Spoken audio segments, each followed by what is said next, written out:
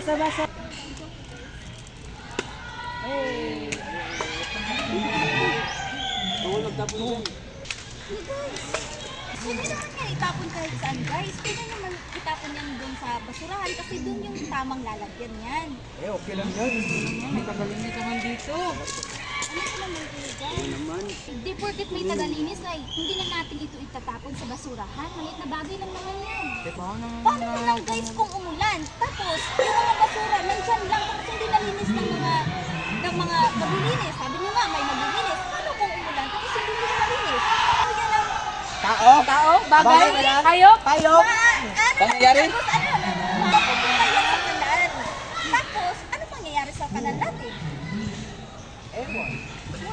O di, hindi nyo rin alam. Ang mangyayari sa kanal natin is, yung mga basura na nandun, yung naiipon na basura na nandun, mag-stuck yun doon. Tapos, yung mga tubig, hindi na lalabas sa mga labasan sa, ano tawag doon? Sa dagat doon, di ba? Aagos yung mga tubig natin sa kanal. Hindi na doon mapupunta. Dapat hindi tayo magtatapon ng basura kahit saan dahil ito ay nakakasama sa ating kapaligiran. Hindi talaga tama yun guys. Hindi talaga tama yung ginagawa. May tagalinis naman, di ba?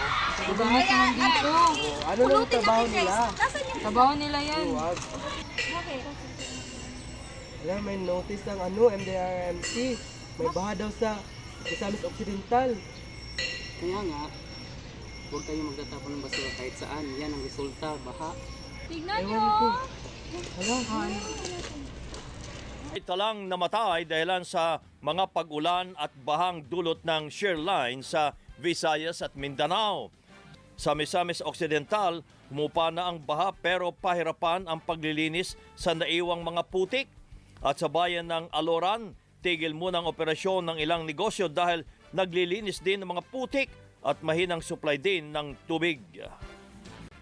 Hingi kami yung tulong sa inyo dyan kasi wala kaming pambili ng ng kahoy at saka bigas. Ang ginukulor pa ulam. Nasira na yung bahay namin kasi inano kami dito sa baha.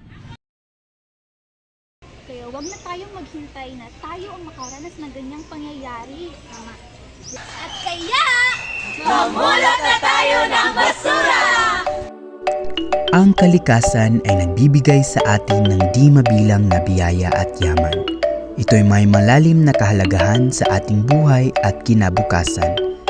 Sa bawat yugto ng ating pag-unlad, mahalaga na maunawaan natin ang importansya ng kalikasan upang mapanatili natin ang balanse at kabatiran sa mga aspeto ng ating buhay.